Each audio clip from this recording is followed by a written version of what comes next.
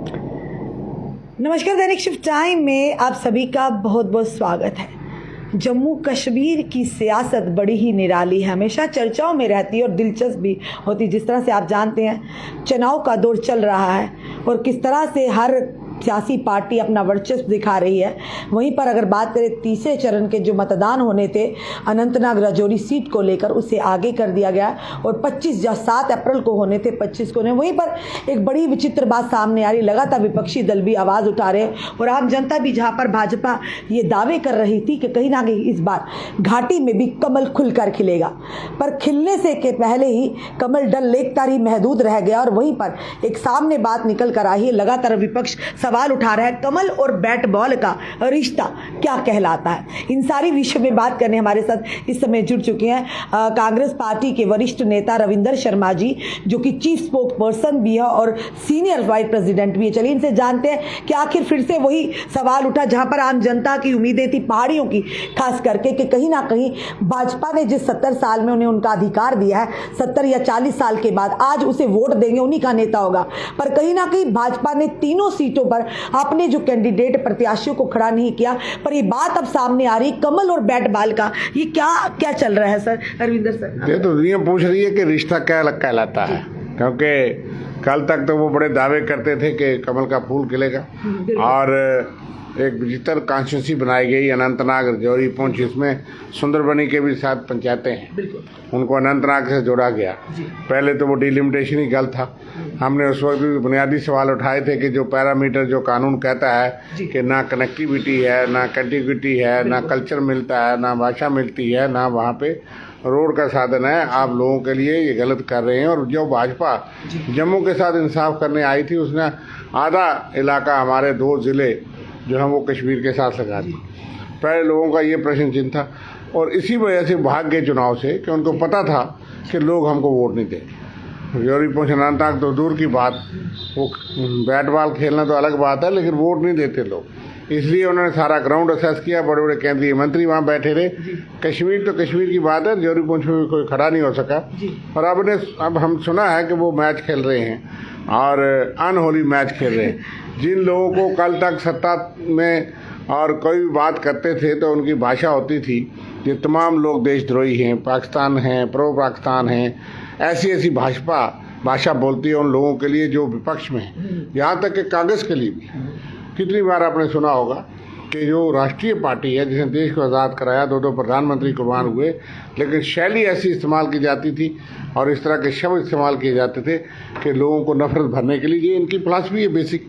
और वो तो पार्टियाँ, रीजनल पार्टी के खिलाफ तो नफरत भरते ही थे, लेकिन आज जिनका चरित्र बताता है कि 2014 में लोगों ने देखा, इन्होंने वोट मांगे कि बाप बेटे को सरकार को रोकना तो हमें वोट दो, और वोट लेने के बाद परिवारवाद और सारी बात करने के बाद 2 महीने के बाद जम्मू का सेंटीमेंट भड़का के वोट लिया और 2 महीने के बाद सरकार उनकी गोद में बैठ गई और गोद में बैठ करके ऐसे काम किए।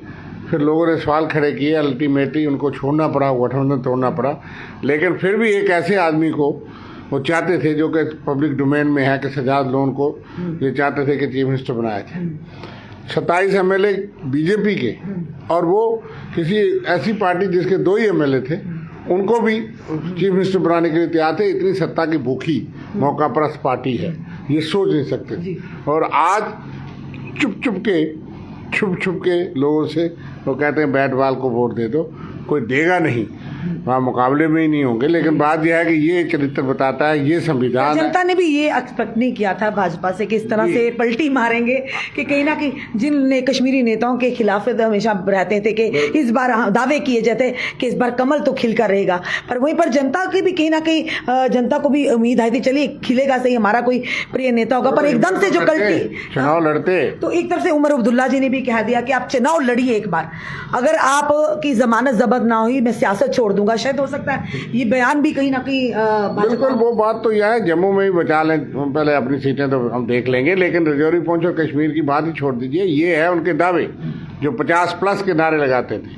वो वक्त भी आने वाला है कि जब 5+ बचानी उनको मुश्किल हो जाए। पर बड़ी विडंबना की बात है, तीनों की तीनों सीटों पर भाजपा की अपनी, क्या इनका कोई भी इनके पास काबिल प्रत्याशी नहीं था जो जिसने घाटी में जाकर जनता का दिल जीता? उन्होंने कहा ना 10 साल के बाद भी कहा कि कमल अभी फिर खेलने को वक्त लगेगा। अब समझ आई।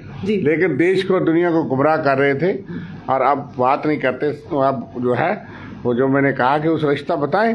आप छुप छुप के अलायंसेस करते हैं। जब हम कहते थे कि ABCD पार्टियां हैं, पहले बिल्कुल वही लगातार सवाल उठ रहे हैं, B party, C party, D party, कहीं ना कहीं वो आज भी आप छुप छुप के अलायंस कर रहे हैं। आप जो है सामने करना तो करिए, हमारा जिसके साथ अलायंस है विरोध है। तो ये है भारतीय जनता पार्टी का बुनियादी सियासी चरित्र, जिसपे आज लोग भी परेशान हैं और लोग समझते हैं। इसलिए कल भी उनका असर बुरा होगा, आज भी बुरा है और इस चुनाव में भी बुरा होगा। जितनी बार मर्जी मुलतवी पोस्टपोन कर लें, वो नोमैडिक लोग जो पहाड़ों पे चले जाते हैं, उन्होंने सोचा होगा मियाँ साहब को, लेकिन वो सारे 99% आएंगे, वोट डालेंगे और वहाँ जीत इंडिया अलायंस के कैंडिडेट मियाँ अल्ताफ की। डेट को भी आगे कर दिया गया। वो तो जब हम कहते थे कि भाई टोपोग्राफी नहीं मिलती, ज्योग्राफिया नहीं मिलता, कनेक्टिविटी नहीं मिलती, तो आपने डिलिमिटेशन करके अनंतनाग और जोरीपुंज को जोड़ा। अब कहते नहीं जी मौसम खराब हो गया, रास्ता बंद हो गया। तो यही तो बातें हम कहते थे कि डिलिमिटेशन क्या देख के डिलिमिटेशन कर रहा है। जो बातें हम कल कहते थे वो आज सिद्ध हो गई, सारी सिद्ध हो गई कि इनके अनहोली रिश्ते हैं और अनहोली अलायंसेस हैं। जिन लोगों को कल देशद्रोही कहेंगे, कल अगले कल वो दोस्त होंगे। जिनको आज कह रहे हैं वो भी भरोसा नहीं। लोगों को सुनना चाहिए, याद रखना चाहिए, ये कल भी किसी के साथ भी सत्ता के लिए हाथ मिलाने के लिए तैयार है। इनको किसी से, यानी सियासत में कुछ भी हो सकता नहीं, सियासत नहीं, ये बीजेपी की सियासत जिनके आज खिलाफ हैं हम, उनके साथ नहीं हो सकता। लेकिन इनका कोई परमानेंट दोस्त नहीं और परमानेंट दुश्मन नहीं। जो इनके गले लगा उसको भी इन्हें विष पिला के मार दिया। जो इनके अलायंस बने, आप उन्हें किसकी तरफ इशारा कर रहे हैं? ये बीजेपी की तरफ, जो इन्होंने पार्टियां तोड़ी। किसको विष पिला के? कईयों को, मतलब यह है कि किया है, पार्टियों को तोड़फोड़ की है, सत्ता बना करके उनको तोड़फोड़ किया, उनको कमजोर करने का। ये आज तो बीजू जनता दल का इल्जाम था कि बीजेपी हमारी पार्टी को तोड़ना चाहती है। इसलिए ये ऐसी पार्टी है जिससे तमाम अलायंस भागेंगे। और मैं आपको कहूँगा कि 4 जून आते आते आपको एक नया चरित्र जो है वो नक्शा बदलाव होगा सर, क्योंकि इस पर भारतीय जनता पार्टी तो बड़े विश्वास के है इस समय के 50 पार तो होगा ही होगा। और खास करके जम्मू कश्मीर, जम्मू उधमपुर डोडा की बात करें या फिर बात करें जम्मू रियासी की, तो भारतीय जनता पार्टी इस पर अपना विराजमान होगी। भारतीय जनता पार्टी को हार मान लेनी चाहिए। अब देख लेना, ये दोनों सीटों पे भारतीय जनता पार्टी को जबरदस्त शिकस्त होने वाली है और 6 की 6 सीटों पे भारतीय जनता पार्टी का कमल का फूल नजर नहीं आएगा। क्योंकि इस बार अगर देखा जाए, अगर जो हमने भी जनता में निकलते, इस बार साइलेंट वोट काफी हुआ, ट्विस्ट वोट हुआ, साइलेंट वोट हुआ। ये नाराजगी से इनके खिलाफ पड़े हैं। इनकी पार्टी के लोगों ने भी वोट दिए, मुझे पता है कि बहुत से कार्यकर्ताओं ने भी वोट दिए, क्योंकि वो इनसे दुखी थे। कईयों ने हमको कहा, क्योंकि इन्होंने काम ही ऐसे किया। आप स्मार्ट मीटर्स, आप वाटर टैक्स, प्रॉपर्टी टैक्स पीछे शुगुफ्ता बना के रखा है। गांव गांव प्रॉपर्टी टैक्स लगेगा और जिस आदमी ने, जिस फौजी ने, जिस किसान ने मकान बनाए हैं और आपने वहाँ नक्शे पास करवाने हैं, कितनी रिश्वत लगेगी। आज किस तरह की दफ्तरों में रिश्वत है।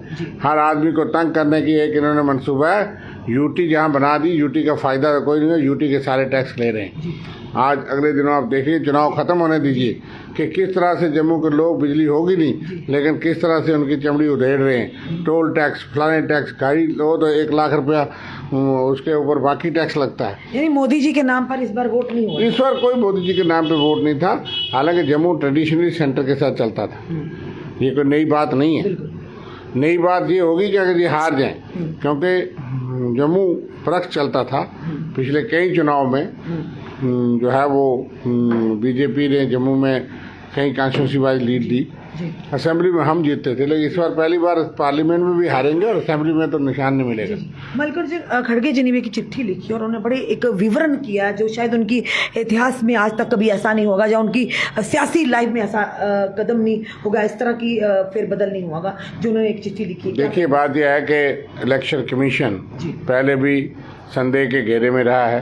जब से चीफ जस्टिस ऑफ इंडिया को निकाला गया तो सिलेक्शन कमेटी से लोगों को शक था कि भाई ये क्या बना रहे हैं। और हर बार आंकड़े जारी होते हैं, 1 दिन 2 दिन के बाद polling booth wise, constituency wise आंकड़े होते हैं, क्योंकि उसी वक्त फार्म 70C साइन करके प्रिजाइडिंग अफसर जो है एजेंट को देना पड़ता है, इलेक्शन एजेंट को, कि इतने वोट यहाँ टोटल थे, इतने वोट पोल हुए, और सारा डिटेल देनी पड़ती है। आज पहली बार 11 दिन के बाद 6% और ऐसे 6% जो है वोट परसेंटेज बढ़ गई। फर्स्ट फेज की पूरी के 11 दिन बाद आंकड़े बढ़ गए, और उसके बाद आज 2 फेज और 3 फेज हो चुके हैं, लेकिन फर्स्ट फेज के भी अभी आंकड़े जारी नहीं हुए कि किस कॉन्स्टिट्यूंसी में टोटल वोट कितना था और कितना पड़ा पोलिंग बूथ वाइज। ये बड़ी गंभीर बात है जो मल्लिकार्जुन खड़गे साहब ने लिखा है कि भाई ये चिंताजनक बात है। जमहूरियत में 52 साल का उनका संसदीय कैरियर है कि मैंने कभी नहीं देखा कि सारे देश में जो लोग हैं वो इस पर चिंतित हैं, क्यों इलेक्शन कमीशन ऐसा कर रहा है। फिर आप कहते हैं विपक्ष सवाल उठाता है। पहले सवाल उठाया कि वीवीपीएटी की एक पर्ची जो है साथ हर वोटर ने देखी, उसको एक बक्से में डालो और सील करो और उसकी गिनती करो। अब दूसरी बात आ गई कि इस तरह की जब बातें होंगी तो आशंकाएं तो पैदा होंगी, तो उन्होंने बहुत आशंका जताई है कि ये क्यों नहीं हो रहे, इसलिए ये गंभीर चिंता का विषय है। पर जनता सर आज एक विश्वास है जनता पर कि 4 जून का बड़ी बेसब्री से इंतजार करें, खास करके जो अगर बात करें जम्मू रियासी या उधमपुर डोडा कठुआ सीट को लेकर, तो कहीं ना कहीं साइलेंट वोटर है। अगर आपको क्या लगता है कि वाकई जनता ने इस बार बदलाव किया होगा? बदलाव किया है, हमें पूरा विश्वास है जी। और आपको मैं ये कहूँ कि बहुत से फैक्टर थे जी, लेकिन एक फैक्टर गवर्नेंस का था। 10 साल के बाद लोगों ने कहा कि अब बहुत हो गया, महंगाई, बेरोजगारी, युवाओं ने ज़बरदस्त बदलाव के लिए वोट दिया, महिलाओं ने भी दिया क्योंकि महंगाई बहुत है, और आम आदमी जो है वो जहाँ तक मैंने कहा जो ट्रेडिशनल सपोर्टर था बीजेपी का, और दूसरा कैंडिडेट की तो परफॉर्मेंस भी कोई नहीं। कई लोग तो बहुत तरह से उनसे नाराज़ थे, फिर भी इन्होंने वही कैंडिडेट दिया, और दोनों कैंडिडेट पे सख्त नाराजगी हमने देखी। अब देखना बैट बॉल और जो कमल का रिश्ता, क्या बैट बॉल चौके मार सकेगा? देखिए, जो अनहोली अलायंस होता है वो निभता नहीं है, वो रिश्ता निभता नहीं है। आपने देखा था, हमने उस वक्त भी कहा था कि नॉर्थ पोल साउथ पोल का कोई रिश्ता निभ नहीं सकता। उससे जम्मू कश्मीर में अस्थिरता पैदा हुई, तबाही हुई, अल्टीमेटली वो रिश्ता टूट गया और बुराई से टूटा, और उनकी पार्टी को भी इन्होंने तोड़ा और सब कुछ देखा। आज उन्हीं के साथ दाएं बाएं तरीके से घूम करके फिर रिश्ता बनाया जा रहा है। ये भाजपा का सियासी चरित्र है, और ये लोगों को पता लग गया, जिनको ये बड़े जो है वो दिखाते थे देश को कि देखो लोग नाच रहे हैं, लोग हमको वोट देने वाले, हिम्मत करनी थी ना, क्यों नहीं वोट दी। सबका साथ, सबका विश्वास, सबका विकास पता लग जाता। ये नारे हैं, और आज देश जो है उसमें चुनाव हिंदू मुस्लिम के नाम पे उन्होंने, आज प्रधानमंत्री ने क्या कहा कि बाबरी ताला न लग जाए। नारे तो आप लगाते हो, तो फिर ऐसी भाषा क्यों बोलते हो? भाई ये भिन्नताओं का देश है, भिन्न भिन्न धर्मों का देश है, जाति का देश है, रंग नस्ल का देश है, लेकिन अदालत का फैसला हो गया। इस तरह की बातें कोई सोच भी सकता है, लेकिन प्रधानमंत्री के जहन में ये आती है कि ये आग लगानी है। कैसे हो सकता है कि सुप्रीम कोर्ट का सुप्रीम फैसला हो गया, मंदिर बन गया, तो वो कहते हैं जी बाबरी ताला लग जाएगा।